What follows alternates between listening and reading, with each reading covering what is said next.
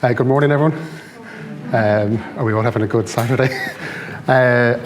So I'm Simon Rafferty, and I've actually finished that EPA project, so I'm actually working somewhere different now.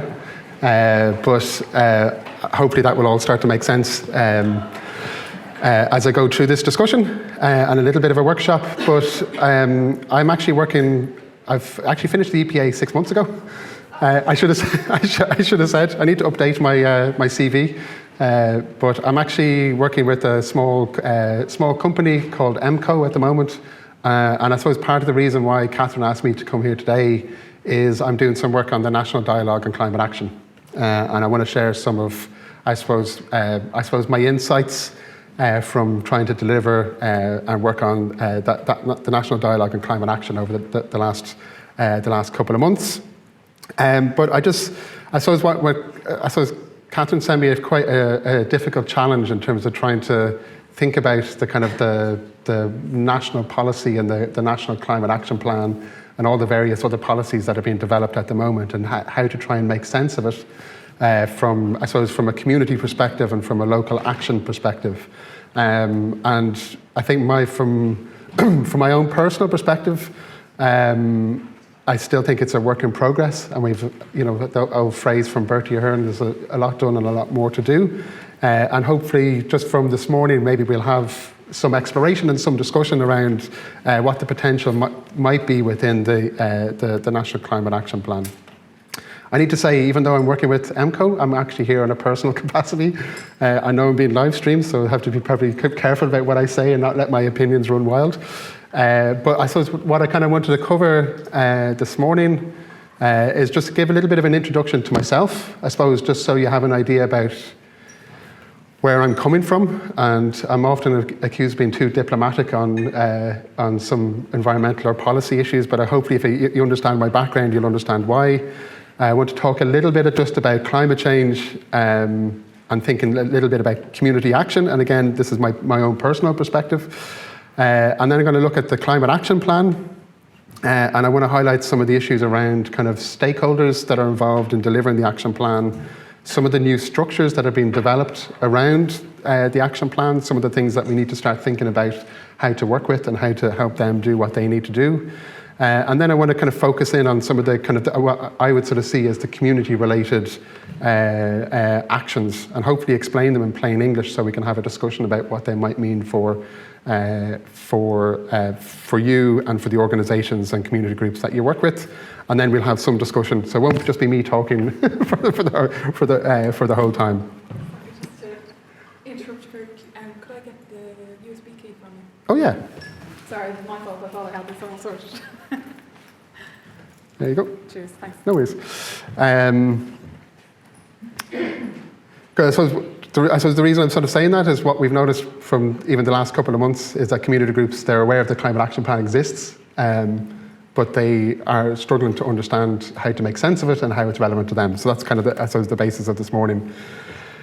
So I know there's some people in the room I know and I've met you at events over the last couple of years, actually, from different areas. But just, I suppose, for the people who maybe don't know me, and it's not me just talking about myself, but I want to give you an idea about where I'm coming from around climate action. So many, many years ago, I used to work, I suppose, in industry on sustainable design. So trying to work with companies to design products so that they're more, energy efficient, using less waste, using less materials, all that kind of stuff. So I spent quite a lot of time trying to understand from a business perspective how they make sense of sustainability and how they make difficult decisions around products and services that they develop and the kind of challenges that they face. I also have spent quite a bit of time working with government when I was living in the UK, and a lot of it was about government saying, how do we make sense of climate change and sustainability? How do we design services, programs, grant supports, and policies that actually make this stuff happen? And usually because they're not entirely sure the best direction that they need to take. So I suppose I have empathy for some policymakers in terms of understanding the position that they're coming from. I also used to run a small company in the UK where I used to work with local government on involving communities in the design of local services. So again, trying to understand the challenges that local government face and recognising that they're very different from the challenges and the perspectives of national government. And again, I suppose that experience has given me a little bit of empathy in terms of the challenges that local government makes, that they face in terms of particularly around budgets and what they can actually do. So again, I can kind of see things from a local government perspective. I've also been trustee of environmental charities and NGOs, and I just noticed this morning, I was writing this on a train back from Castlebar late last night, and that should be environmental NGOs, not egos. It could be, yeah, it could be. But no, I was running a climate action workshop in Castlebar yesterday, and it was kind of a late train back and that kind of stuff. But so I said I've been a trustee of a charity, an environmental NGO, so I kind of also understand from the perspective of NGOs in terms of the challenges they face in terms of trying to access resources and trying to influence either the public or the government, and the challenges and the difficulties and the frustrations and the stuff around that. As Catherine sort of said, I also was with the EPA for a number of years, so it's just over 5 years. It's the Irish EPA, and I was there as a researcher, a research fellow, I think was my official title. And what that meant is I kind of worked across a range of different projects within the EPA, and I was particularly interested in what they do in terms of services and programs and regulations and how it influences behaviour change. So I spent 5 years, I suppose, really thinking about what we understand from behavioural sciences. There's a lot of knowledge over the last 20 years in terms of how humans behave and how we can use that in policy. But then there were specific areas I was involved in the EPA, so issues to do with the circular economy, so thinking about how we produce and consume resources and the types of changes we need to make in terms of consumer behaviour if we're going to move towards a circular economy. Even though the discussion was circular economy, people think about it as waste and resources. It's a part of climate mitigation. And I think the European Commission are now sort of saying the circular economy will probably form half of Europe's actions around climate in terms of meeting targets. And I think we're only starting to really understand the relationship between consumption, waste, resources, and how we make our buildings and all that kind of stuff, and climate. I was also involved in a lot of stuff in the EPA, which is probably where I was most interested in, is looking at kind of sustainable communities and community-based interventions around things like food waste, waste prevention, and other activities like that. And actually, as Catherine, very succinctly kind of expressed earlier on, that actually amazing things happen when groups of people come together and make activities happen within their community.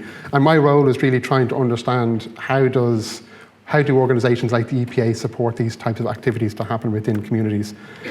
I think one of the last projects, I know there's some people in the room who are involved in this as well, but I think one of the last projects I was involved with within the EPA was looking at this area of community well-being, and this is something that we were doing with the PPNs.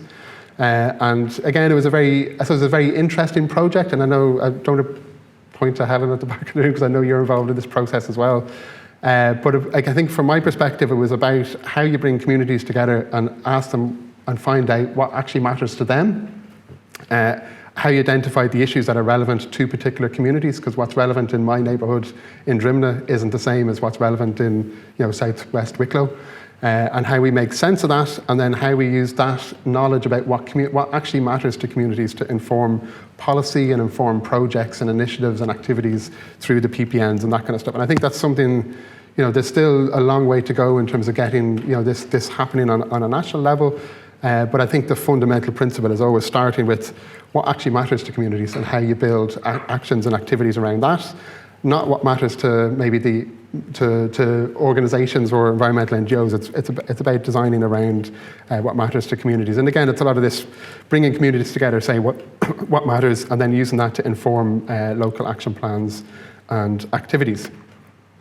And for the last 6 months, I've been working with a small company called EMCO, and we've been actually helping to deliver part of the National Dialogue on Climate Action, and I'll explain this a little bit more later on. I suppose, because you did a show of hands, so I suppose I should do a show of hands as well. But has everybody heard of the National Dialogue on Climate Action? No? No? No? Okay, that's good. Well, hopefully you'll know a little bit more about it at the end of today. So I suppose I don't want to start off doom and gloom, because it's a Saturday morning and we're coming into December. But I suppose the cold reality of what we're actually all trying to do when we're talking about climate action is, obviously we need to change the trajectory of emissions from everything that we do in terms of how we run our economy, and how we run our society, and how we run our communities, and how we run our households. And as everybody knows, we've been saying the same thing for the last 20 years. We're going in the wrong direction.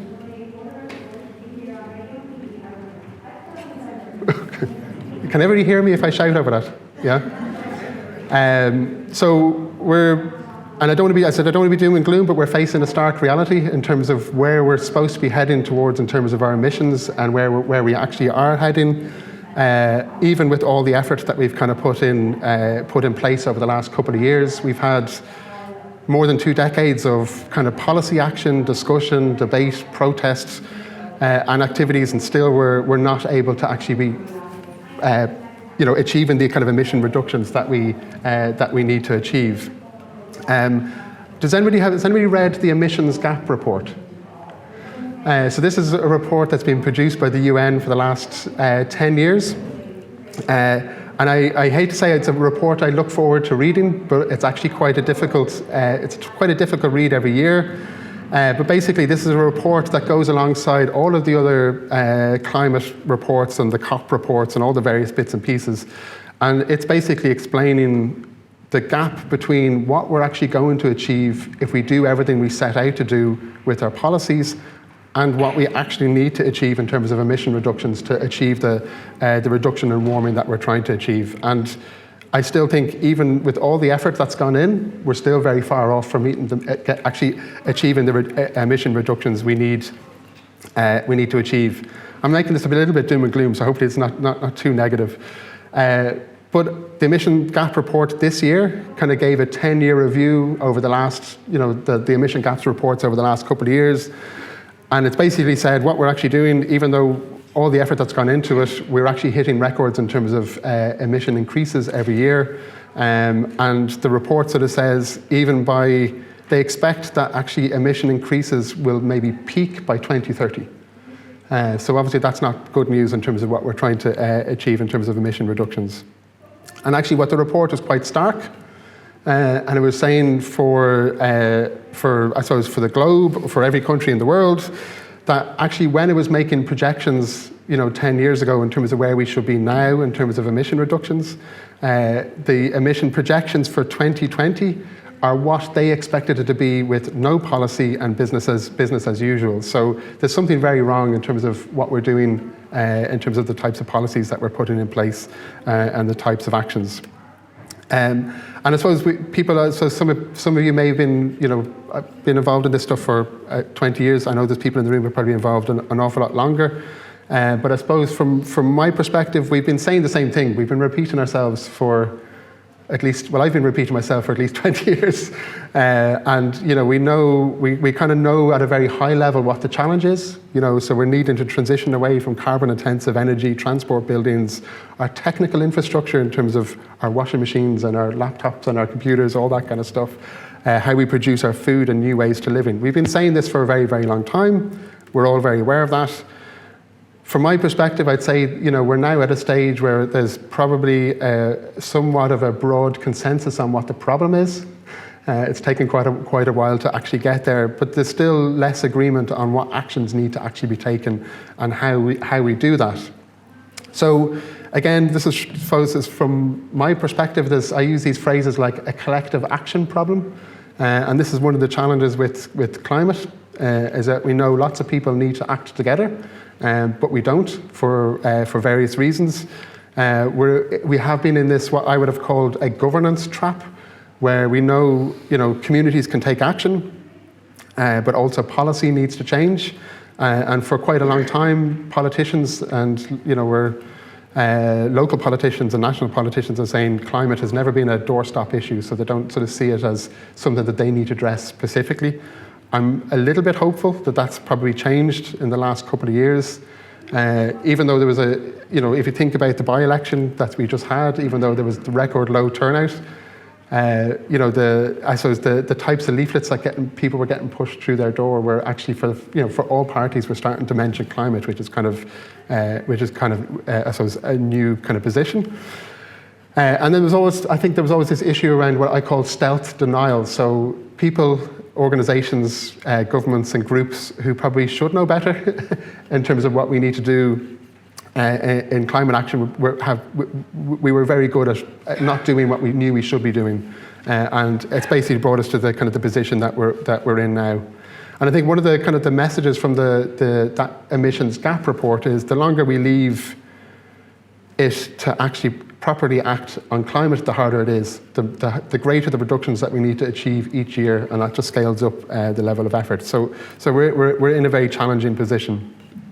And I suppose one of the kind of the big problems or big debates over the last couple of years, from the public's perspective, it's been seen to be there's things that government needs to do. They need to change policies and think about transport infrastructure and all these kind of issues. And then the rest of the responsibility was being put onto individuals.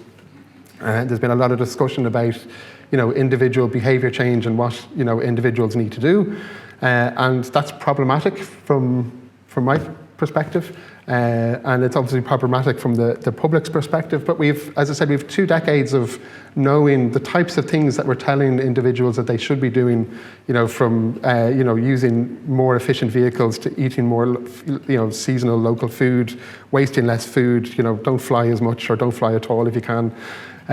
But we know that there's things that the public are willing to do, that they're interested in engaging climate, but then there's things that they're not actually able to do. So, we think about people living in rural communities who are locked into certain types of transport and all that kind of stuff. So I think the part of this focus of only thinking about individual action is problematic for lots of, it's still important, but it's problematic for a lot of reasons. And I think what we've sort of seen over the last, at least the last 10 years, is that we have these kind of what we call attitudinal surveys. So we have like Eurobarometer surveys where we, survey, nationally representative, 1,500 people every year about what they think about the environment and what they think about the climate. And what people have been saying for the last 10 years is that they agree with the science at a very high proportion of people anyway. That they see climate as one of the most significant issues. They see it as the most important thing to act on, particularly within the environment. But then there was a survey just a couple of weeks ago by the Science Foundation for Ireland to say that 88% of people who responded said yes, climate is really, really important. They see it as the most critical issue, the biggest threat for the future. But actually half the people who responded said they're confused about what they actually do about it. So I think a lot of what we've been working on for the last 20 years hasn't been working in terms of communicating and actually helping people to understand what they actually need to do in terms of responding to the challenge and crisis of climate. And for myself, I have to put up my hand. Obviously, we've made mistakes over the last 20 years in terms of trying to engage the public. But I suppose, as what Catherine sort of said earlier on, I suppose where I'm still, that was a bit, we're a bit stark about the cold reality of what we need to achieve in terms of emission reductions, but where there's actually inspiration is in where, particularly within communities, and where communities come together to make actions happen. And again, even within the work within the EPA, looking at hundreds of projects around Ireland over the last 10, 15 years, but it just really, I suppose that's where the power for community action or climate action actually happens, is at a community level and collective actions where people actually work together. And again, we see, I don't list all the projects, but you see activities in things like community food waste projects, community energy projects. There's a lot of stuff around, community growing and community gardens, all those types of activities, and then community-led sustainable transport projects. And there's lots of, when I mentioned earlier on about behavioural science and understanding psychology and how people actually behave, we know things like that people will trust their peers or their neighbours or their friends more than they'll trust government. even if you're saying the same message. So this idea of supporting community action where people can come together, I think is potentially one of the most powerful things that we need to build on for the next 10 years if we're going to have any hope of success of achieving our climate targets.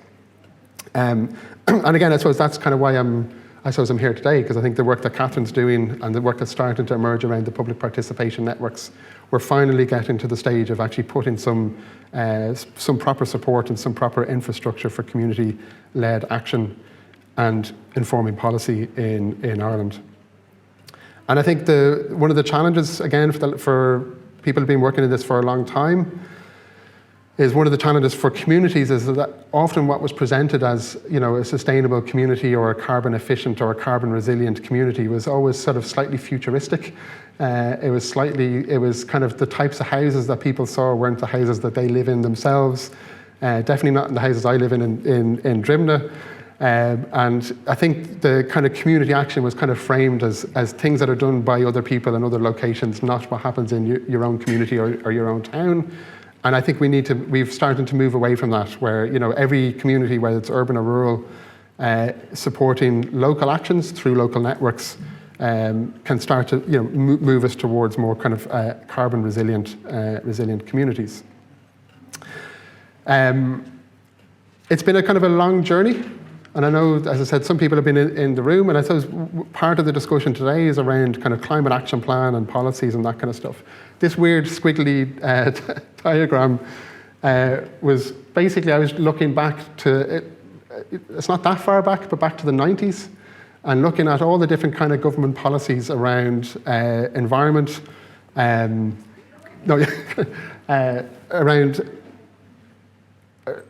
yeah. I thought I could only see that on my screen. Basically looking at, back from things like the Sustainable Development Strategy in 1997 and all the various kind of policies that have been developed by government over the last couple of years in terms of how they were talking about community, sustainable communities, public participation, community engagement, all these kind of things. And I think, again, trying to be optimistic, I think it's started to change even in the last 10 years. Whereas a lot of the early policies were very technical, and it was about infrastructure and about planning, and it wasn't about communities, and it wasn't about what can communities do. And I think that's starting to change. And again, this is my own personal perspective, but I think, at least in some respects, government is starting to recognise the kind of the role and power of communities and public engagement. So when we're thinking about, I suppose, climate action specific areas. This is kind of, I suppose, a little bit of a reflection from the work I've been doing the last couple of years. I suppose even in the last 12 months, there's been an explosion of activity around climate. So for those of us who've been talking about it for 20 years, suddenly the conversations got very loud. And I think what's particularly interesting, as I said, even in the last 12 months, there's non-environmental groups who are actually starting to get much more active and much more involved in climate and climate action and climate discussions. Now, that's obviously very, very good, because we've always sort of said we need to, depolarize the discussion and make sure that we reach out beyond kind of environmental groups. But it also means there's new challenges and responsibilities to making sure those groups are well informed and have good access to good information and good data around climate. What we're also, as I said, even in the last, I suppose, 2 years within Ireland, we're starting to see new organisations, new structures and new collaborations between departments starting to happen. I'll explain some of these in a second, but it's obviously things like the public participation networks, but also the climate action regional offices and climate action teams within local government. So these things are starting now. I think it's maybe 20. Maybe you shouldn't say this. It's probably 20 years too late, but at least things are starting to happen now. There's also been a kind of a flurry of, I suppose, which is not necessarily as interesting to the public, but there's been a flurry of new policies being developed. Obviously, what we'll come on to is the climate action plan. There's a slightly contentious public consultation at the moment around Ireland's long-term strategy for greenhouse gas reduction. But we're also sort of seeing now that local authorities have most of them now, or all of them, I think, have finished their local climate adaptation strategies. Some are starting to develop their local climate action strategies. They're going to be working on future climate mitigation strategies, and there's even a thing called the Dublin Agreement, which I think you might have come across on your SPC. So basically, there's a lot of strategies and policies that didn't exist before that are being developed, and these are kind of things that we need to start to engage with and start to understand how we can use. Once things are in policy, they're things that you can start to push and influence around. And as I sort of said, in some respects, the political context is changing, and climate isn't just a green issue, and it's kind of, there's kind of at least some kind of cross-party, at least appreciation and understanding of climate. They may want to approach climate action slightly differently. And obviously another big, I suppose an important part is that the youth voice has got particularly strong, and I suppose they've been kind of pushing a lot of the agenda, particularly around media discussion and the softening of the approach of particularly Irish media in terms of how it reports and how it addresses climate. But again, like I sort of said, because non-environmental groups are getting involved in climate, the young people need some support to make sure that they have kind of access to good information. They can learn from the mistakes that we made in the past. And actually how we deal with kind of, we're now talking about eco-anxiety as a potentially like a mental health challenge for young people. So we need to maybe support young people in terms of the climate action that they're doing. And so while all this kind of stuff is happening, and I think it's positive, I still think when you look at what communities are actually trying to do, there's still some, I would say, long-standing barriers to community action. So things around funding, things around bureaucracy, things around incredibly annoying application forms, and so there's a lot of those long-standing barriers are still there, and I think that they're not necessarily all going to get resolved in the next couple of years, but maybe these are things that we need to start being more vocal about. So before I move into the next stage, I just wanted to see if there's any questions in terms of that was a kind of a very broad background. It was my own kind of personal, I suppose, reflections over the last couple of years. But does anybody have any questions or kind of responses to what I actually just talked about there? No? It's all perfectly clear and okay, great. So I suppose one of the things that we wanted to talk about today is the climate action plan. So who, like me, has a hard copy printed beside their bed? so there's a few of us in the room. So if you remember that squiggly diagram, I think we've seen kind of toing and froing. I think we actually had our first. It might have been 2001 where Ireland had its first climate change strategy that was written and then didn't go anywhere, and nothing happened with it. So we've been on this kind of long journey of at least trying to get something down on paper in terms of a national climate action plan. And I have to stress this is in the context of EPA's kind of projections around our emissions, and that there's a very difficult challenge ahead. I don't think necessarily that the climate action plan is going to resolve all those issues. I'm being very diplomatic about that. But I think for those who don't read it every day and have a copy beside their bed, I suppose kind of some of the aspects of the climate action plan that I suppose are relevant and maybe are worth discussing is that it does sort of set out some fairly ambitious targets and some fairly ambitious actions that in the very broad areas that we need to address in terms of how we produce our energy, how we operate our buildings in terms of energy use within our buildings, how the public sector itself operates, so setting kind of emission reduction targets for the public sector itself. This is all about leading by example, all of these kind of things, but also recognizing actually the areas that we didn't think about a lot over the last couple of years in terms of waste and resource efficiency, and how we actually need to kind of put them front and center in terms of our discussions on climate action. So can I ask a question? Oh yeah, of course. Does the climate action plan allow for the fact that I think it was during the climate week proposed actually the emissions there, and also somebody from Arab there's an upgrade of the 11 and senior. Twice I've heard in the last few weeks that the population of Ireland is due to increase by 2 million in probably 25 years. Yeah. Do these plans allow for that increase? I personally, my personal perspective, I don't think so. I think it's I think the conversation, the Yeah. And a huge elephant in the room that nobody's talking Yeah. about here. No, absolutely. No, I mean, it's a huge point, and it's those kind of future projections, of population, the infrastructure that needs to support that population growth. And I think that's obviously a significant. This is maybe something we can discuss later on when it comes to specific actions. The whole population debate there's a much wider global discussion around that. But I think one of the things, the reason I wanted to put these up is just to highlight some of the challenges. So, in some respects, you can put in a target. So if I, for example, say a target of retrofitting 500,000 homes to B2 equivalent by 2030, and so that's a huge challenge. And at the moment, I don't think we have enough electricians and plumbers and insulation installers to make that happen. So while we can say there's targets that we put in to achieve emission reductions, there's a much more complex challenge at play in terms of making sure we have, as a country, we have the resources and capacity to be able to deliver on that. So I think there's a lot of stuff that if you're starting to look at the action plan, it's starting to think about what's the implementation implications of that. And I just pick on the building one in particular because, as I said, there's a lot of technical infrastructure. There's new skills that need to be developed. We need to have apprentices and people coming out of colleges with the skills to be able to do this type of work. And we're not quite there yet. So there's a lot of challenges behind, I think, every aspect of the plan. And I think has everybody? I don't want to keep doing shows of hands, but has anybody read it? Yeah, so a few people.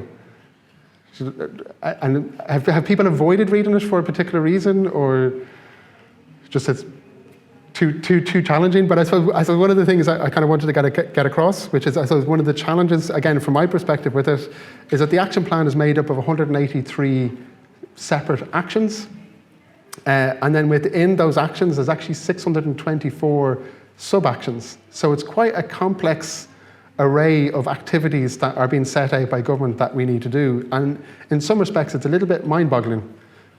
So if you think about, if you have somebody, I suppose like myself, who's kind of interested in policy and how these things actually work, if I find it kind of difficult to make sense of and engage with it, how difficult it's going to be for the public to do it, but also for the public sector. So some of the stuff that I started to look at a couple of months ago was obviously the breakdown of actions. And I suppose for those that haven't read it, I suppose the action plan, I suppose the chapters are these are the headings of the chapters. So it's looking at how Ireland produces its electricity and how we're going to decarbonise our electricity system by 2030.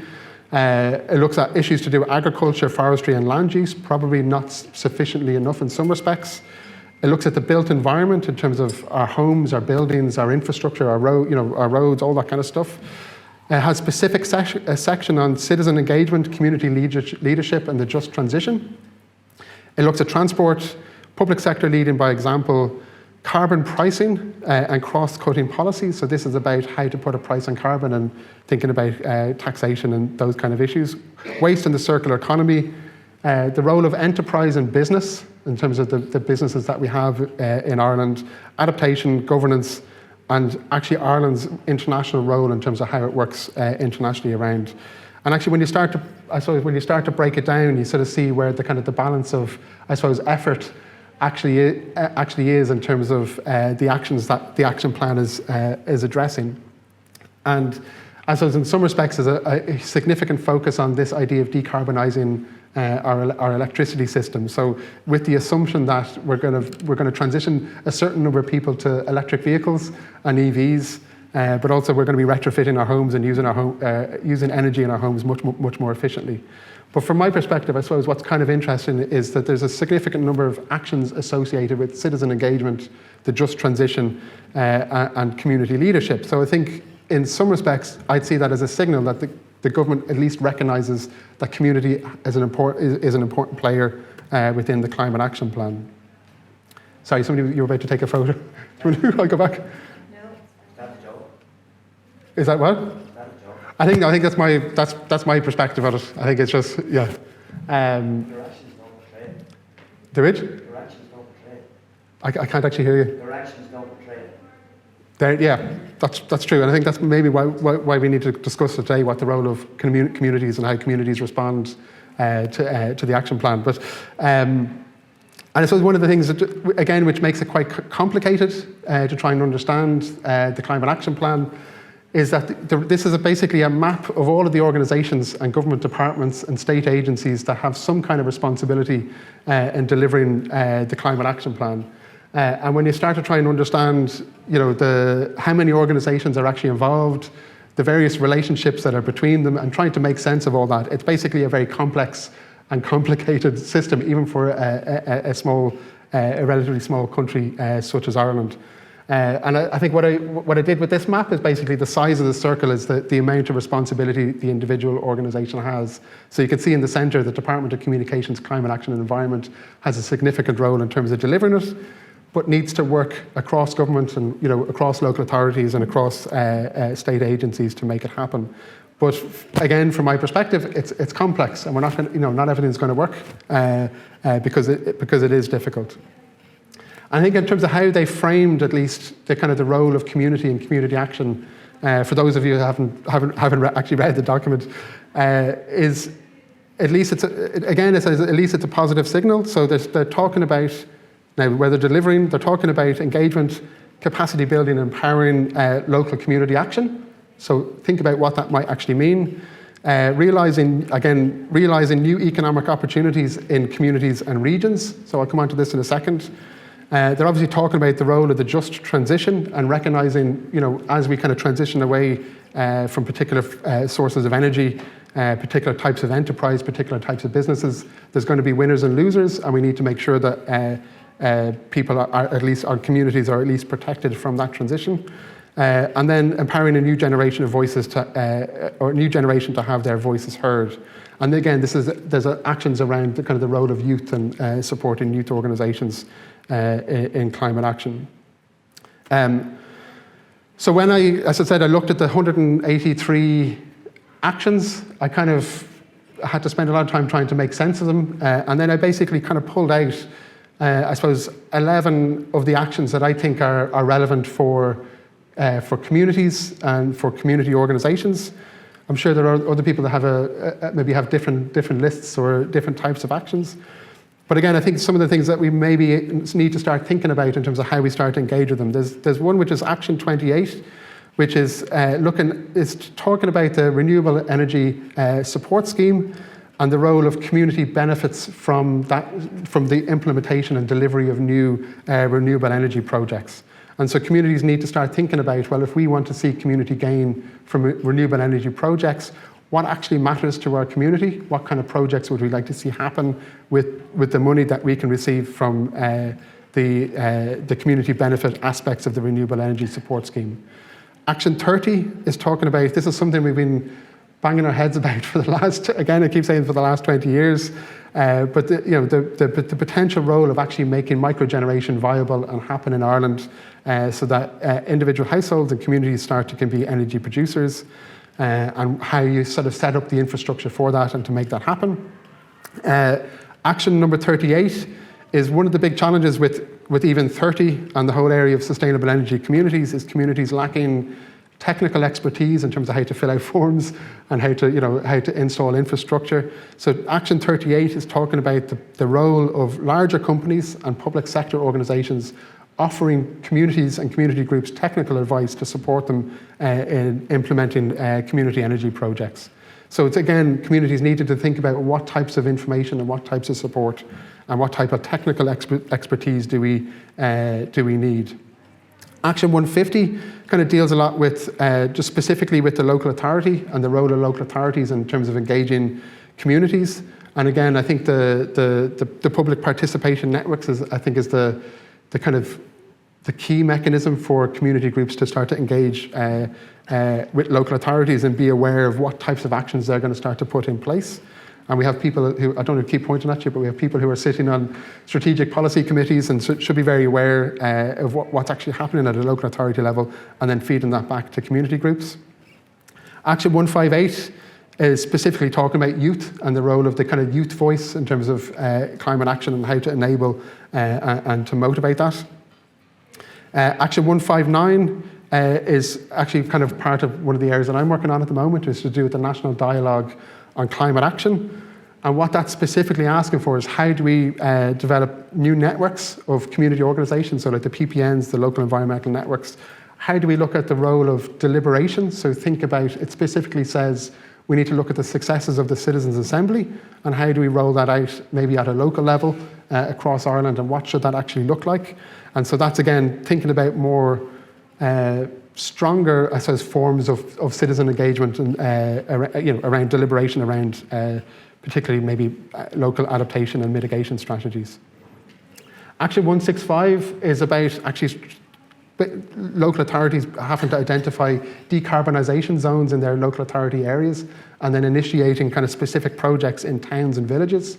So again, from my perspective, this is communities needing to think, if there's going to be a low carbon zone or low carbon or decarbonisation project developed in our community, what should that look like and how does the community shape and inform that type of activity? Action 167, again, is one of these very challenging ones, but it's about scaling up the sustainable energy communities. Is anybody here involved in an SEC? Yeah.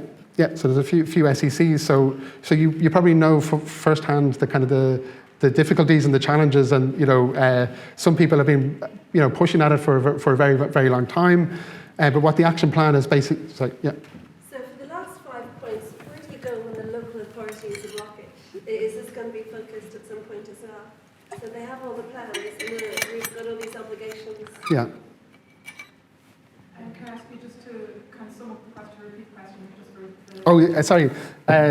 So the question was, where do you go when the local authority is the blockage? I probably don't really have a good answer for that. I don't know, does anybody else in the room have a good answer for that?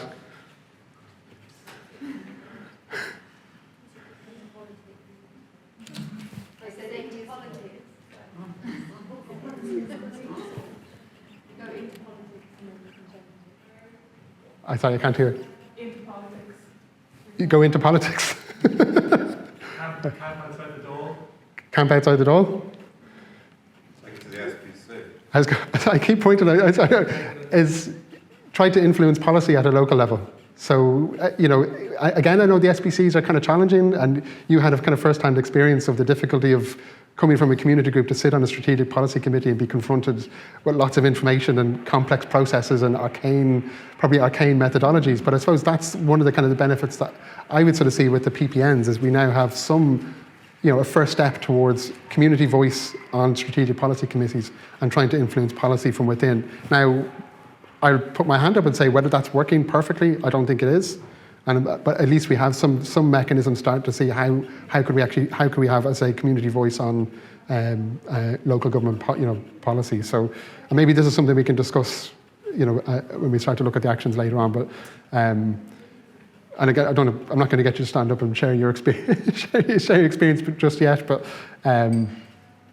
so that doesn't quite answer your question. But somebody said change policies, and at the moment I think the best mechanism we have is the SPCs, and making sure we get them to work as well as they can. So the sustainable energy communities, I said the challenge that they set is I think there may be 230 or something at the moment, and they want by 2030 to have 1,500 sustainable energy communities in place.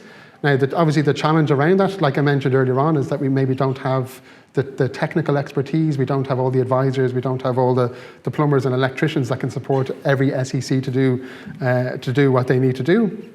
But I think at least what SEI are trying to do is change the types of supports that they offer to communities, and they're looking at putting sustainable energy community coordinators in each local authority area, and so communities actually should have somewhat better support available. And Action 168 is I think this is really focused on the Department of Rural and Community Development, but it's looking at, I suppose, changing the types of training and support initiatives that are available to community and voluntary sector. So they're looking at reaching beyond, I suppose, the environmental groups and saying, well, what types of training would organisations who are in the social inclusion pillar of the PPN need to be able to undertake climate action projects in their area. And then Action 170 obviously deals with part of the just transition around thinking about the education system and how to reskill people for new low carbon new low carbon jobs. And then Action 178, which is I think it's kind of complete at this stage, but it's basically Science Foundation Ireland looking at their role of communicating to the public the science and best available data around climate change and climate action.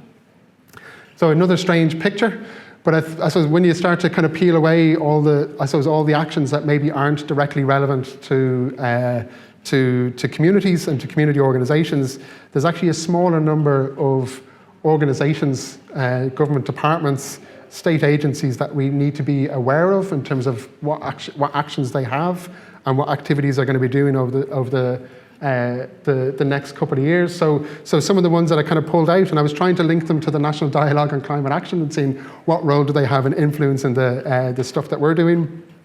But there's obviously the ones in red are kind of the government departments that have some responsibility. So there's obviously the Department of Rural and Community Development, Department of Education and Skills, the Department of Climate Action and Environment, but also there's the ones in yellow are the local government. So there's the PPNs, the local community development committees, local authorities themselves. There's the climate action regional offices and various other organisations. So basically, when you start to peel away the stuff and look at the stuff that's relevant for communities, there's a smaller number of organisations we need to be aware of, and you cut away a lot of the kind of the complexity of the action plan. I should have said as well. I'll give you all the slides. I know some people are taking photos of the slides, but you'll get them all. You'll get them all after. And do stop and ask more questions as I'm going along. So one of the things that we've as I said, we've seen in the last couple of years is there's kind of new structures that community organisations at least need to be aware of and start to engage with. So there's one which is I'm kind of talking with them a lot now is the Climate Action Regional Offices. And I'm trying to keep doing shows of hands, but I'm just kind of intrigued to know, is everybody aware of the CAROs, the Climate Action Regional Offices? So there's a few people. So really, again, they have another challenging role, a little bit like the PPNs. So there's 4 kind of climate action regional offices set up around the country. The country's been divided up into 4 regions based on climate risks. So there's a Dublin Climate Action Regional Office, which kind of covers the 4 Dublin local authorities. And I suppose the climate risks for Dublin are things like urban flooding and sustainable urban drainage and these types of issues. Then there's an Eastern Midlands CARO, which covers pretty much almost all of the country. So everything from Wexford all the way up to Roscommon, and they cover a very large part of the country. And then there's the northern seaboard, and then the southern seaboard, which is kind of Cork and kind of the Mayo kind of area. But I suppose the role of the Climate Action Regional Offices, what they're trying to do is coordinate activities around climate action across all the local authorities in their areas. The main activity that they've had up until now is around developing climate adaptation strategies. So this is each local authority had to say, well, what are the significant risks for our local authority area in terms of climate action or climate change over the next couple of years. And then they then have a role. They're going to be developing mitigation strategies. What are the actions that each local authority needs to do to address those adaptation challenges? I think one of the points to stress about the CAROs is a lot of the discussion, and a lot of the discussion that we're having now even is around climate mitigation. So what are the things that we do, like the projects, the technologies, and all that kind of stuff. And I think there's been less of a focus on issues to do with climate adaptation, and I think this is something that local groups might want to think a little bit more about in terms of how you engage your communities on climate change, because even though it's a little bit, for some people it's a little bit technical or a little bit daunting to be thinking about landscape and coastal erosion and these heritage sites and all that kind of stuff, it's the places that people live in and love that are being affected. So if you can engage communities on discussion around the local heritage sites and how that's being affected by climate change, and how what's going to happen to these the parks and the landscapes and the coastal areas you go to visit for kind of leisure, and how they're going to be affected by climate change. You engage people in a slightly different discussion than if you're saying you need to buy an electric vehicle and you need to put a solar panel on your roof. So I think there's a lot that can be drawn from in terms of the work that the Climate Action Regional Offices are doing, and they're a source of, I suppose, knowledge and data around actual climate impacts within local authority areas. Yeah. Is there the equivalent in the north of Ireland, or what? I, d- You know, I don't actually know. Yeah, I actually don't. No, I mean, the 4 carrows kind of cover the. Yeah, that's interesting. I don't know if there is an equivalent. Other cross-border Yeah. bodies, but if we're really talking about Yeah. joining up and connecting, Yeah. I think That's a really important point, actually. there's a political Yeah. obstacle there, possibly, or challenge. So I probably should have put a map that shows the Carrow areas. So the Eastern Midlands, which would touch the border, it's actually it's based in Kildare County Council, and I suppose one of the challenges they have is they cover such a huge area. So if they were then asked to cover Northern Ireland, I think their heads would probably pop off. But But at least if we connected with Oh, yeah, their no. equivalent, Yeah. we know that again, I don't know what's happening in the north around that. But again, it's very much this is about thinking about at the local authority level and trying to coordinate action. So some of the stuff that they'll have to do are, as I said, developing strategies and looking at public engagement, but also how do local authorities coordinate responses to to flooding incidents and that kind of stuff. So I imagine there is cross-border collaboration on flooding. So alongside that, so as I said, these climate action regional offices, they have to work across local authorities. And now what's happening within local authorities is there's climate action teams that are being. I don't think every local authority has a climate action team, but I think Mayo was the first one to have a climate action officer, and what their role is to coordinate climate action activities within each local authority, within their own local authority. And again, these are kind of. I think Dublin might be only recruiting one at the moment, but again, these are things individuals within local authorities that community groups need to be aware of. So that if you're trying to develop projects or activities or looking for funding, you need to know there's somebody within the local authority that you can engage with. Sorry. There's 2 being recruited in Dublin City Council and the Leary Rat down at what recruiting. Yeah, exactly. So I was in Castlebar yesterday, and they made a point that they were the first local authority to have them. But again, it's knowing that these individuals exist within the local authority. So if you're running projects or you're looking for access to information around adaptation strategies and that kind of stuff, that there's somebody within the local authority that you can actually engage with.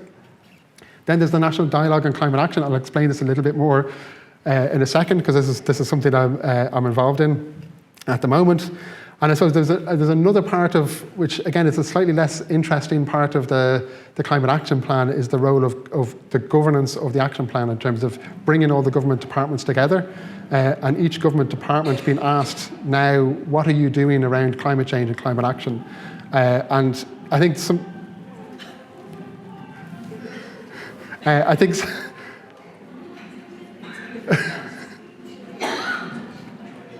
is this like a Zumba class or something?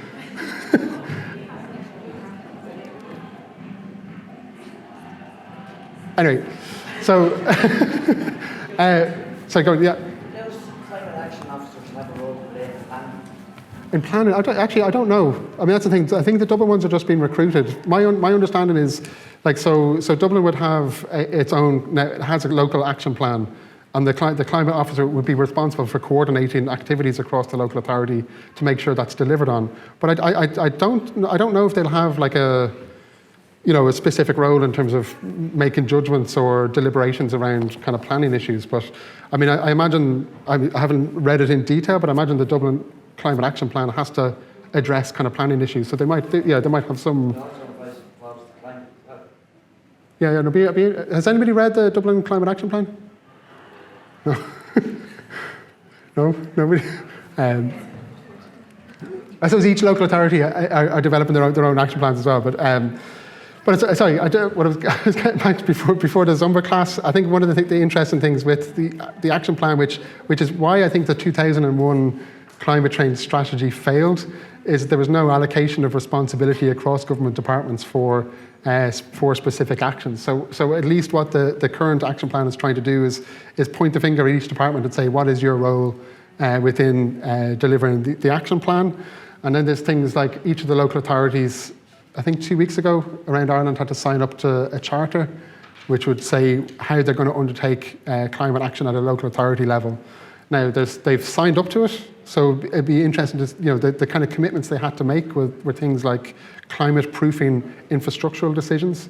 So, looking at the climate impact of every decision that they make, looking at their suppliers, so all the food, all the resources that they purchase, and actually trying to understand the carbon footprint of everything that they're purchasing to make better carbon decisions. But also, I think at the bottom of the charter, it's about evaluating impact. So actually being able to report back to government and to the public and say, this is how we've been delivering on our climate action activities over the last number of years. And again, this is something that maybe it'll probably come up in the SPCs, but it's something for, at least it's for, I don't like the word, but it's something for local groups to leverage and say, look, this is what you've committed to, this is what you've said you'd undertake, this is how you've been evaluated, and can you actually do more? And then there's other stuff in terms of the public participation networks and the local environmental networks. And I suppose what's interesting from my perspective is a lot of these new kind of entities are, they're kind of bought into climate action and climate change, but actually because of the climate action plan, there are other community development entities and community development organisations that are now starting to think about what's their role in climate change and climate action. So things like the local development companies are being trained around climate change and climate action. So look at what's their role in terms of the partnership companies and community support and community development organisations in terms of climate action. Can you hear me at the back with that? Yeah. It's quite hard to turn down the volume next door at all. Okay. I think Catherine might have gone through. So.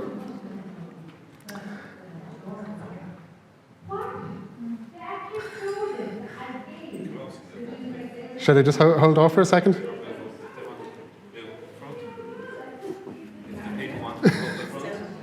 Or do you want to move up? Do you want to move up the front? Well, I don't think I'm the only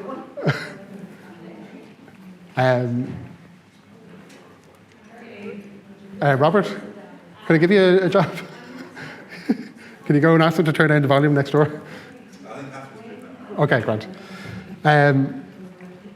So what I was trying to say there was that there are community development and social inclusion organisations who've been around for a very long time, have very large networks within across communities, are now starting to think about what their role is in climate change and climate action.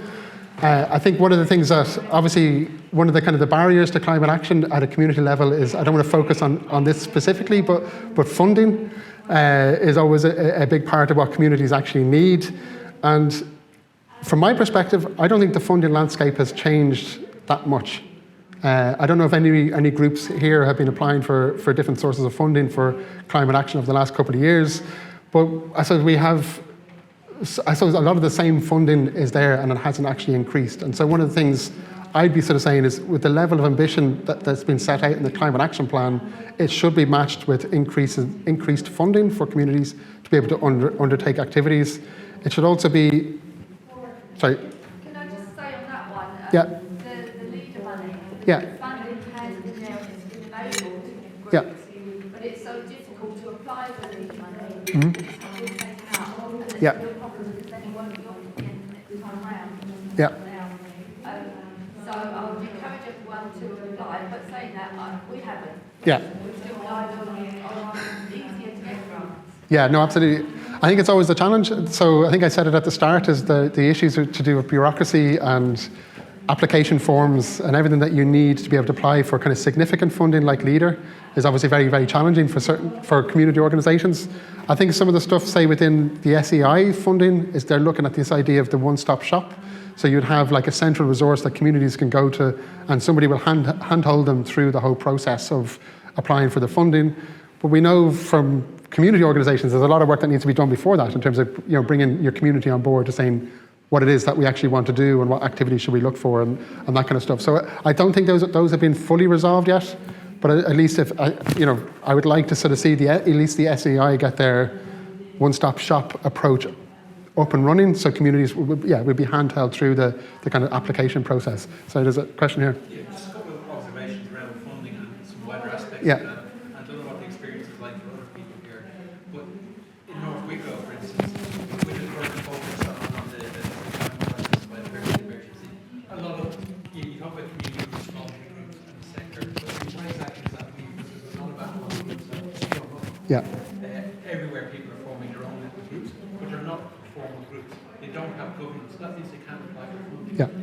don't have insurance. Yeah. And that's something that I'm actually warning people about. There's people calling, let's have a group of volunteers to do something. And it's great, it's a shame we live in that type of society, that's the way we should be operating, which you can't, because you leave yourself exposed. Yeah. And also, if you don't have a formality around yourself, you can't apply for it. Yeah. So I think we need to have a discussion today about the actual landscape of communities, community groups, volunteer groups. Yeah. And I think when Norwich Environmental Network was set up, I think as an issue, this is great because we need an umbrella group to drive projects, to apply for funding. It was very disappointing when the work all was decided, oh no, we're not going to apply for, we're not going to run projects, or do that sort of stuff. We're just going to be an umbrella for all these other myriad of community groups, most of which are not formal groups, so can't apply for funding. Yeah. And everything's falling back to things like tidy towns, which, I mean, like you, I was involved in this stuff 20 years ago. Yeah. Tidy towns were the other side of the fence, and it's great to see the right side of the fence Yeah. now. But that's not the vehicle to drive projects of scale or significance. We need other mechanisms. Yeah. And I think we need to have a discussion around governance and formalities. And how many groups do we need active out there? Yeah. There's too many of us and we're all too small trying to apply for funding and most of not even in a position to apply for funding. Yeah. I think for me that's the barrier. That's a huge issue. Yeah. Does anybody have a response to that? Can I just ask you to repeat the question in the mic again? Okay. Okay, I'll try and summarize. So when we're talking, there's obviously challenges around funding because that's what makes projects happen. But we have a lot of very small, disparate groups, informal groups that maybe aren't in a position to apply for funding. And so we need to think about what's the best way to get funding into communities so large-scale projects can actually happen. Is that a fair reflection? That's part, I think the other part of it is that there's not enough groups out there that are formally Yeah. formal structures that can apply for funding. Yeah. And the number of small groups out there, we've got, what way do we want to see this map out there? Yeah. To my mind, there's too many small groups. We Yeah. probably need slightly less groups, but with a formal structure. Okay. So that it can apply for funding and drive projects that are of significance and scale. Okay. Would you be suggesting a smaller group and almost team up then together? I would suggest that, for instance, Norwich Environmental Network, to my mind, that should become a formal group that actually then drives projects. So you get smaller groups come together, what does it want to do? But we drive the project, and as part of an overall long-term plan, everything is being sort of mapped and structured around, okay, what's our vision? Where are we going? We map the progress, see what's actually done. So there's a bigger group, other groups, and then some people say, we'd like to do this in our area, we want to do this in our town. We have part of the longer term project and map for that local area. But it's the environment, they take on the formality, they take on the governance, they drive the project. That would be my vision. Unfortunately, others didn't agree with that. So. But the issue of parochialism, which is a cultural thing, and We've got to move past that problem. we have to, but it still exists. And you can imagine, like the word parochial, you can imagine that that's as concrete as a city landscape, but it still happens, and there's an NIMBYism and the fear as well of collective responsibility. I'm actually going to add something else about accountants. Ego. And ego, you know, our neighbours, people who I would consider my neighbour might consider me their neighbour. There's also another factor I'm going to add in there, which, because like you said, the sun was 25 years ago, we're not on your level, but more ambitious. We're trying to push sustainability, protect biodiversity, etc. But nobody does this in friends, family, neighbours, nobody, let alone companies. I actually find it frustrating now because I find there's a whole new waft of interest in it. But I find that I'm still being left behind because it's like they're reinventing the wheel again. Or you don't really want to listen to your experiences, negative experiences in the past. So. Could I suggest that people not dialogue back and forth because it's extraordinarily hard to hear. Okay. So I can just add to this, you were asking earlier about other sources of funding for people. There's the EU LIFE program, which is ongoing, like as a leader. So that has two sub-themes. One's for the environment, community projects involving the environment, and the other for climate action. So that's the LIFE program. You should maybe add that. Has everybody heard? Did anybody hear that? So the Robert was suggesting. EU LIFE program. I think the deadline's gone for this year, but it's an ongoing, rolling funding as with LEADER. So it's worth looking at two sub-themes, environment and climate action. The lady who was talking about the LEADER program, the applications, they are very onerous, as is the LIFE program funding, unfortunately, is really off-putting. But with the LEADER funding, if you go to the local action groups, they are actually quite helpful. The one in Dublin is Dublin Rural Leader. Siobhan Murray is the leader officer. She's very, very helpful, and they can tell you from the get-go whether your community project is a runner or not for funding. And from my experience, a lot of the blockage is the doubt as to whether you're going to be viable for funding. To go through that pain process of an application, a lot of community groups that put off by not knowing for sure whether it's applicable to them or not. So the local action group will tell you from the get-go, and when you know what you are proposing is valid, that can help a great deal. So there's two tips for you there. I think sorry. No, I just wanted to say, I was speaking to someone about next door, and she's wanted to try to turn on one of their speakers during the lunch at one. She's turned it down already, but yeah, we are where we are. I do have an extra microphone for anyone speaking on the phone. There was one more question here. It's actually a solution. So the government are willing to pay 600 million in fine for business as usual. We have to rephrase that dialogue to invest in the solutions rather than just pay the fines. Yeah, absolutely. Yeah. I think there's a kind of I think a slide I had earlier on about sometimes there's not always agreement about what action needs to be taken. I think sometimes it might seem easier to pay a fine than figure that out. And that's a personal bias. We need to get past that. Absolutely. I think just one point I want to make on the funding. So each of there's I suppose there's not the best way to describe it, but there's a spectrum of different types of community actions and community activities that need to be taken. So at things like a kind of an SEC is like a very significant commitment by a community to look at how it changes its energy infrastructure and its housing and its building, and they tend to be very long-term, hard projects to kind of get through. But we can't lose sight of the fact that there are smaller local level actions that are as equally important in terms of engaging and people to start to understand and create meaning around climate. So I think I totally agree with the challenges of kind of informal groups and the lack of governance, and it puts them in a position where they're potentially putting people at risk, or they're not going to apply for funding. But we need to just find mechanisms that actually allow, like the Community Environment Action Fund, which is a rebrand of the Local Agenda 21 Partnership Fund, which has been around for 20 years or thereabouts. But it's very small amounts of money that community groups can apply for to undertake small actions within their area, and I don't think those things need to be discounted. I think there's equally as important, and sometimes that small bit of funding for an informal group who can then formalise themselves maybe puts them in a position of 2 or 3 years down the line to be thinking about something like, should we be thinking about larger scale projects like SECs and that kind of stuff. So yeah.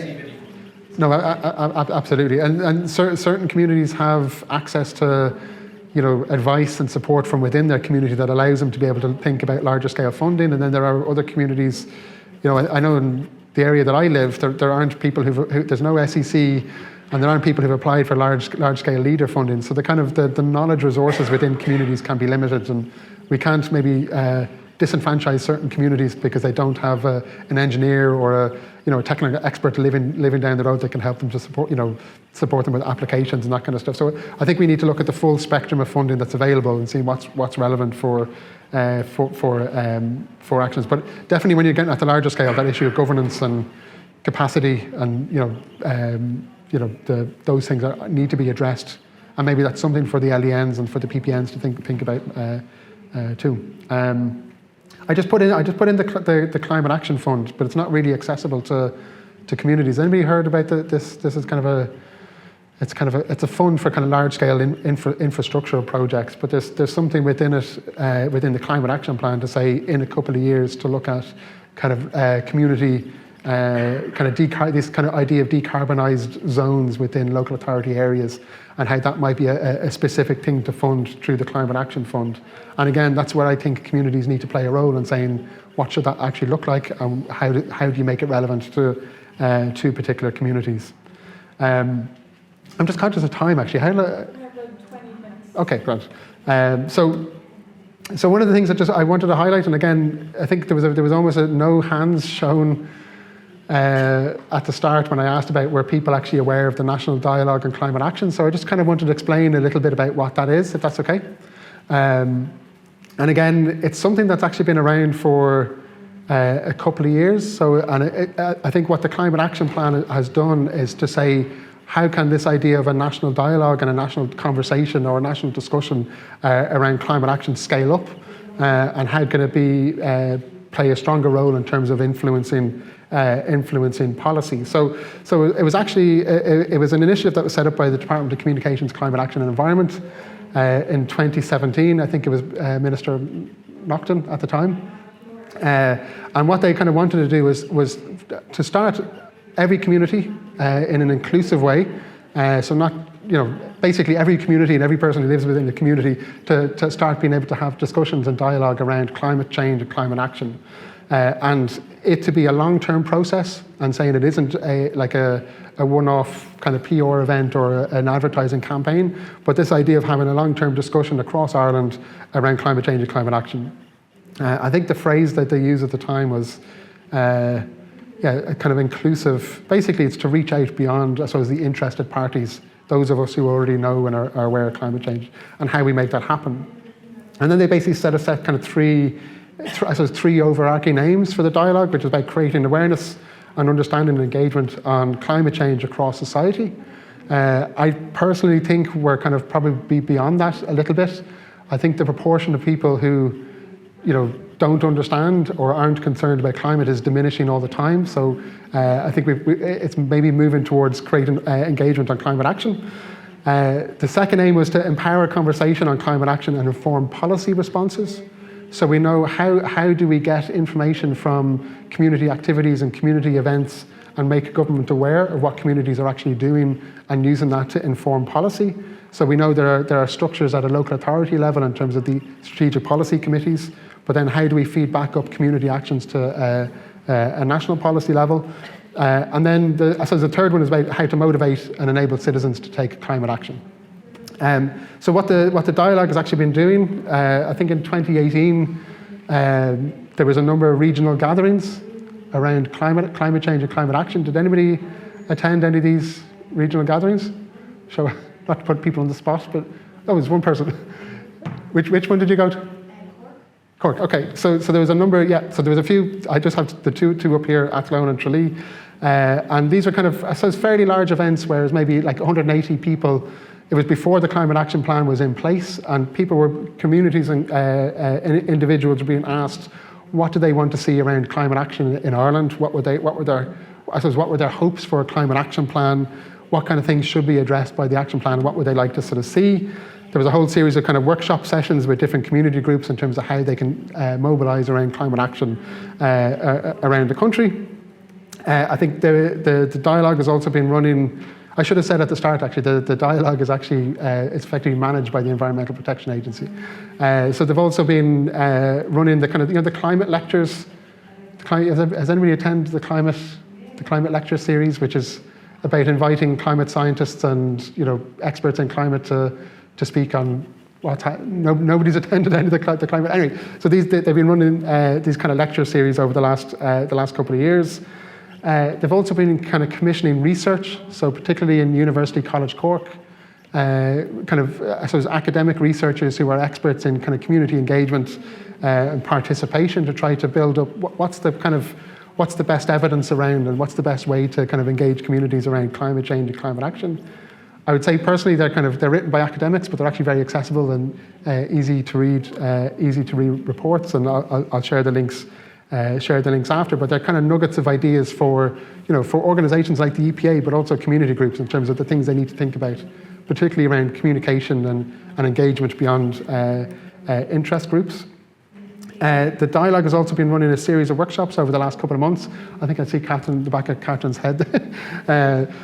So one of the things in the climate action plan is how the national dialogue engages community and youth organisations, and how can they be supported to engage the people they work with in climate action. And again, the community sector workshop was mainly kind of national community organisations and kind of representative bodies, but it was getting them to inform the government about what way they should be engaging the communities that they support. So there were organisations who work in environment, but also in social inclusion and community development. And then a couple of weeks ago, there was a workshop with the youth sector. So obviously recognising that young people are kind of, I suppose in some respects, driving the agenda. So there was a workshop with kind of youth organisations, so that like the GAA, the National Youth Council for Ireland, ECO, UNESCO, all these, and a lot of young people, and for them to inform what way should the government be actually engaging the youth and youth sectors and young people. It's also been running a series of, I suppose, what are kind of co-creation workshops. So working with communities to say what kind of actions would they like to see in their local area. And doing kind of, so again, what they call kind of pop-up consultations, so around other climate change and climate action events, engaging the public in different ways and more creative ways around what they would like to see within their local community around climate change and climate action. I just want to highlight the one on the left, was this happened earlier in the year in Kildare. And what that workshop did, it just brought together, businesses, community groups, youth organisations, youth groups, faith groups, and different people who live within the area, and we're sort of saying, what kind of things would they like, what practical climate actions would they like to see happen within their community? They basically, the network of organisations came up with ideas. I think they developed 5 kind of specific actions they would like to see within Kildare, and then they voted on the ones that they would actually take forward. And what came out of this workshop was a youth climate camp. So the organisations that were there saying the young people within Kildare need to be engaged in climate change and climate action, thinking about specifically what's relevant to them in Kildare, thinking about the bogs and the just transition and the types of issues that they're interested in. And then they ended up running, so the Tidy Towns group, the local youth club called the Hive, and the National Stud basically came together, and they ran a 3-day climate camp for 12 to 14-year-olds within Kildare. At the climate camp, so I think day one is they had somebody from Met Éireann, so teaching the young kids about the difference between weather and climate, helping them to set up kind of weather stations so they could track and understand the weather as it progressed over the couple of days.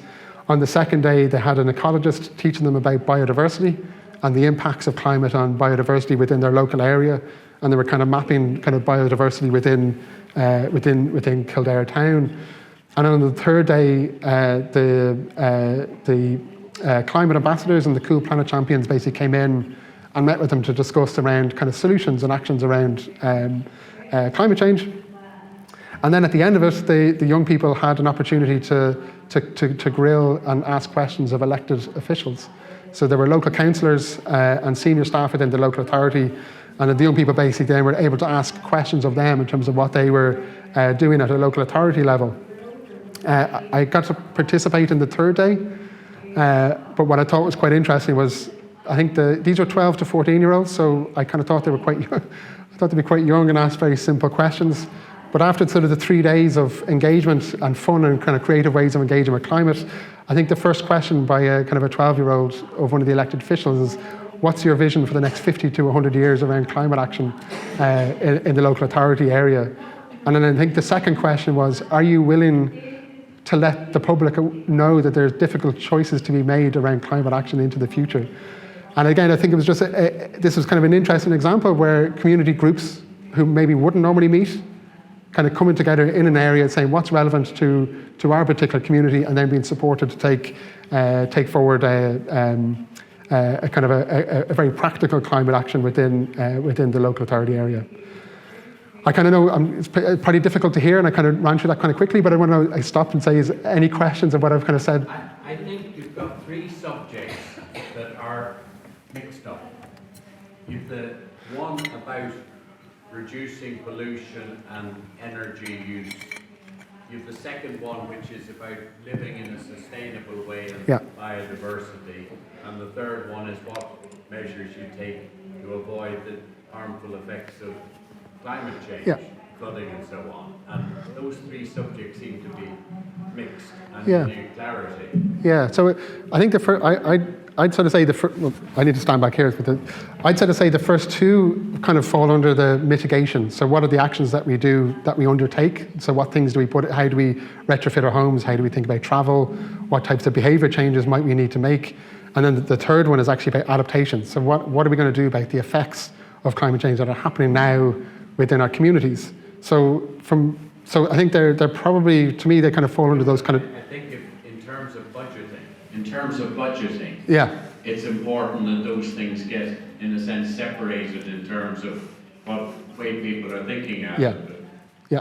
No, and I agree. And I think, so one of the discussions we're having over the last couple of weeks at these kind of local events is that people kind of have an idea of what they can do and what they can afford to do and what they're capable of doing depending on where they live. And, so I think the idea of kind of mitigation, and people kind of have an idea that, okay, renewable energy or, but I think there's not thinking enough about adaptation and what that means to local communities is probably a bit of a missed trick, I suppose, for community organisations. And to give an example is, if you have, say a coastal community and the amenities that they live in and they love every day, if they really understand what those effects of climate change are going to have on those areas that they live within, they start to think about climate in a very, very different way.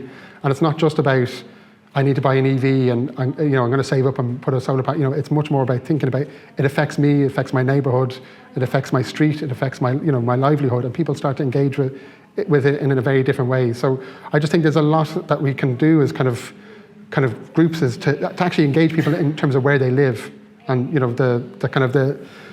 I know that some people say if you're in Wicklow, you're gonna have adaptation challenges that are different from North Inner City Dublin, but it's kind of ground these discussions in where people live, because that's what they engage with, rather than the kind of complex, global challenge of pollution and energy and that kind of stuff. Oh, 10 minutes. I thought you were doing a dance.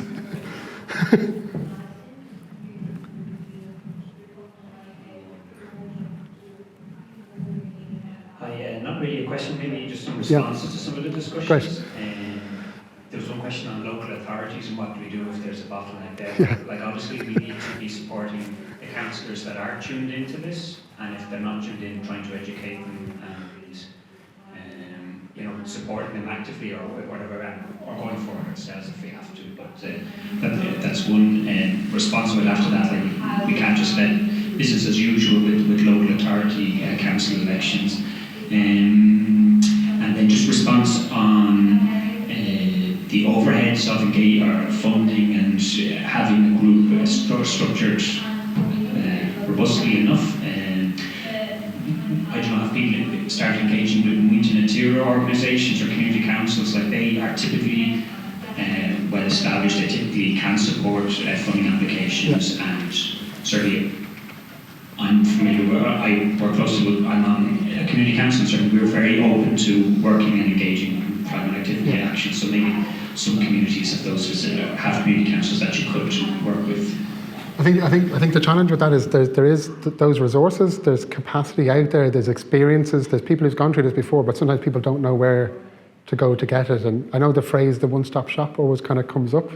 But there's the idea of, that's why I'm kind of thinking things like the LENs and the PPNs are so important, because it's bringing together organisations who maybe wouldn't normally meet, and they're starting to understand the types of capacity and resources that exist within their community. So it could be, is it an informal organisation like Múinte na Tíre, or if somebody's thinking about an SEC, that they know there's somebody up the road who's retrofitted the home, and they can go in and visit and see what it looks like and touch and feel, a retrofitted home, and help them to make decisions and stuff. So that's why I think these kind of networks are so important, because it's that's why when I mentioned the one in Kildare, I think what was interesting about it was a very small scale practical project. It was a 3-day climate camp, but it only happened because organisations who don't normally meet and wouldn't normally be talking about climate action started to say, well, what could we actually do together, and what could, so I think there's something about, I don't think it's a one-stop shop is the answer, but maybe strengthening the networks that exist within communities so people know what resources they can access.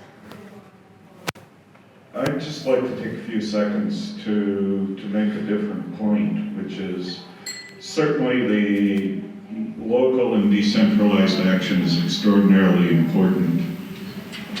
But that, in fact, is not how decisions are made in Ireland. You know, decisions are not made in your local area.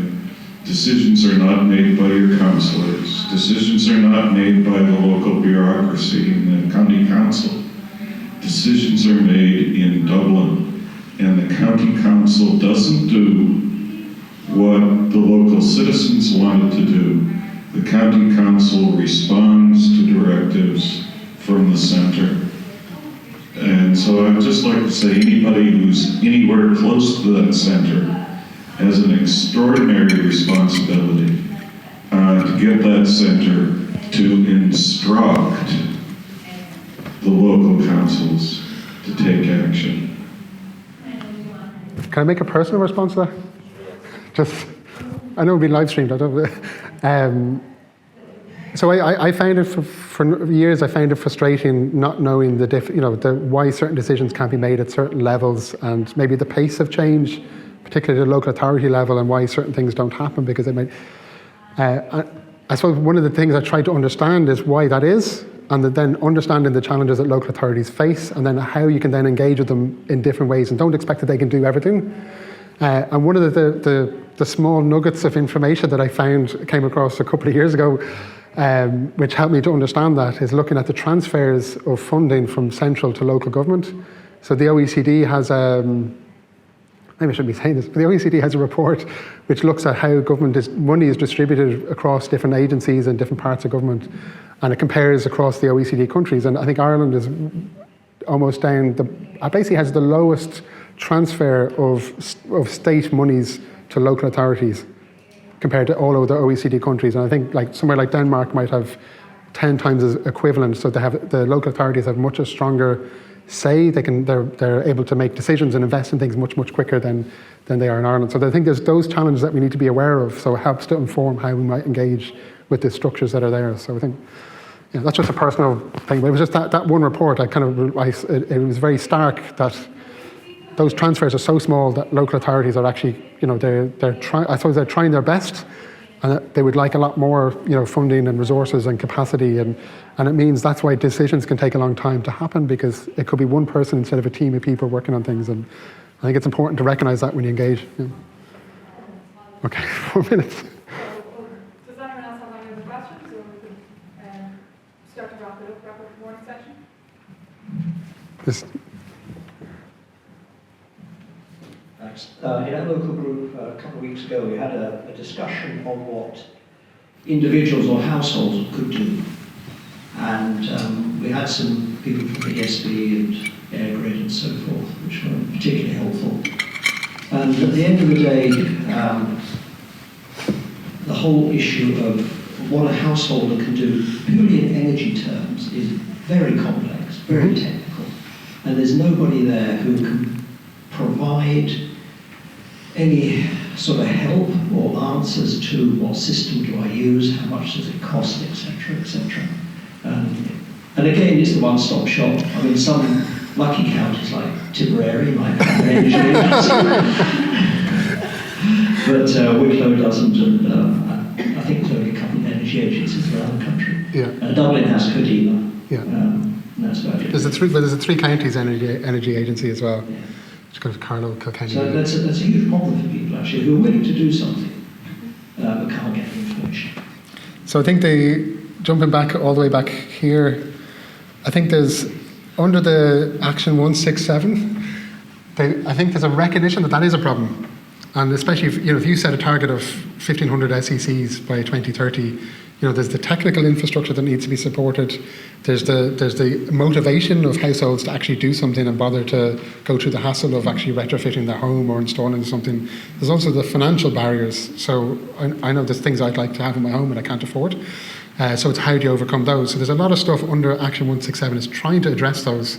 So things like, and again, I can't speak on behalf of SEI, but they're putting in the fact, the idea of the one-stop shop, which is a way of hand-holding people through the process, take away the hassle, and maybe if possible, have somebody apply for funding on their behalf.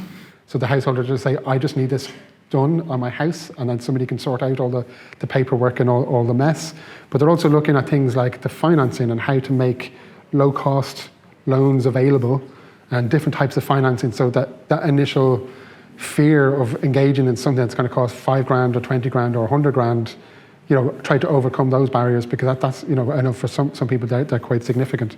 But I think for me, one of the things that's kind of missing is the ability to go and experience retrofitted homes, and to know, to be able to walk down the road and say, that I find a house that has a heat pump and actually see how it works, and how noisy is it going to be, and is it going to annoy my neighbours in my terrace house. And I think those things are really, really important. I don't think that's addressed by the Climate Action Plan. I think that's why kind of local groups, LENs and that kind of stuff can support individuals to understand and see the kind of the benefits of what can be done if you they're trying to do communications and stuff around it, but I don't think it's quite there yet. But I'd say, look, if you're interested in that bit, I'd say look at 16, zoom all the way down to Action 167 and see how they're kind of trying to overcome those barriers. I think the other thing that SEI are doing is they're putting a Sustainable Energy Coordinator, SEC, is it coordinators, or it's basically within each local authority area there's an individual, that's somebody who's thinking about applying for, what the services that the energy agencies offer, but it should be in Wicklow and it should be in every local authority. So I'd say zoom in and have a look at Action 167. I think we'll take 2 more questions. If it's okay, we'll take them. If it's okay to take them both at the same time, and then we'll respond to them all, just to compress the time. So I think there's a question at this top table, was there? Was it yourself? Yes. Yeah. So and then there was a question over here as well. I'll be over to you. Just to say, I'm with community in South Dublin County Council, STCC. I'm part of the PPN, which is the Public Participation Network, on the environment pillar of that network. The local council last year developed their own local climate action plan, to which we made a submission. But we're now at the stage where we're saying what's going to happen next. Yeah. And we're worried that, people will feel, well, we've done a plan, so now everything is grand, and it's left on a shelf. And we want to go to the next stage. And we intend to have a conference, a local conference, or a workshop, or whatever. But we would be delighted with any information and directives we can get from anywhere. And so we're kind of, I suppose 150 there says local authority engaging with local authority. But we want to get our local authority to engage with our network, etc., and then see what we can give to the local community. And eventually, that something would get right into people's homes, a communication right to the individual, because people feel somebody else is doing it, or we don't have to get engaged. But I noticed there's funding mentioned there. We don't know where is everything channeled through local authorities? Not everything. No, that's one of the challenges with funding. Is that there's various different types of sources of funding. Somebody mentioned EU funding.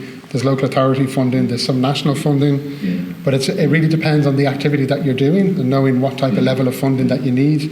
If you're looking for funding for like events or workshops in communities, what was the local Agenda 21 Partnership Fund, where groups can apply for maybe €500 to pay for a venue and all that kind of stuff. So really, it's trying to understand what you actually need, rather than saying what's the funding that we can get, and say what do we need, and then try to match funding to that. But the thing about the Action 150, the reason I kind of put that up there is if things are written into a plan, or things are written into a policy, it's something that groups can say to the local authority, you have an action and responsibility under this action plan to support pilot projects or support activities. So it's making sure that, that's why I say, just read the aspects of the action plan that you think are most relevant to your area, and use that as a way to engage and communicate with your local authority, maybe through the SPC or but because if things are written in policy, it's very hard for people to deny their responsibility.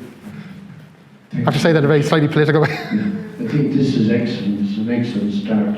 It's where we're at. Yeah. Thank you very much. Thank you.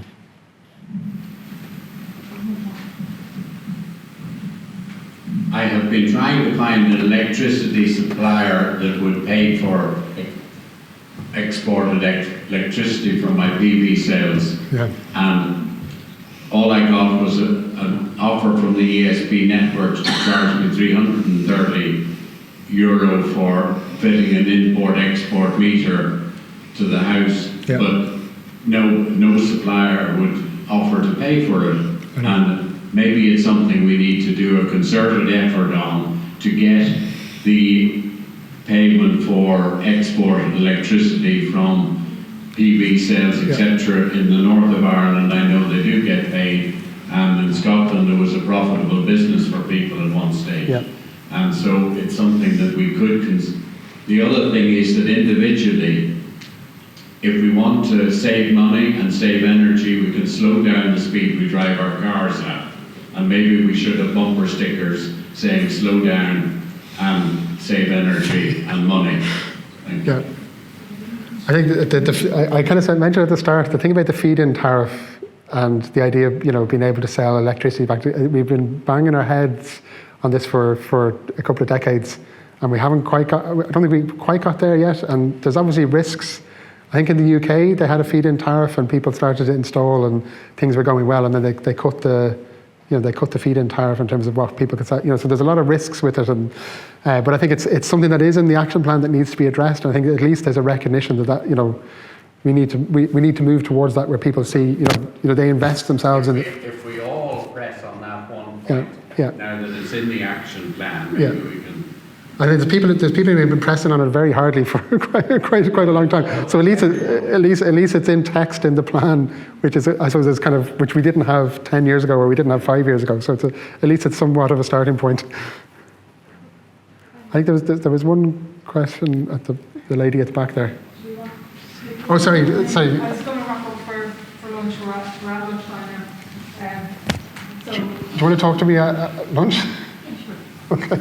I don't know if it'll be an answer to your question. Do you have anything that you'd like to wrap up with? Not really, but just to say thanks. I didn't get through all I was going to do some exercises with you. I suppose this is something that it's a slide I use in every presentation to the EPA and to government, and it's a thing that I think is quite important in terms of how, particularly for community organisations, in terms of how they engage the wider public, because quite often, like I said at the very start, individuals are framed as the problem, and they're not doing climate action because they don't care, or they don't understand the science. Whereas I think all the evidence that we have from surveys is the public do care, they are interested, and actually it's the responsibility of government and organisations that know to make it easy for others to engage and get involved. And so we as a kind of a group, or like LEN, or as environmental groups, you need to see your job as actually helping make it easy for other people to get involved and to participate, rather than seeing them as the problem. So that was my kind of parting words. So thanks. Thanks.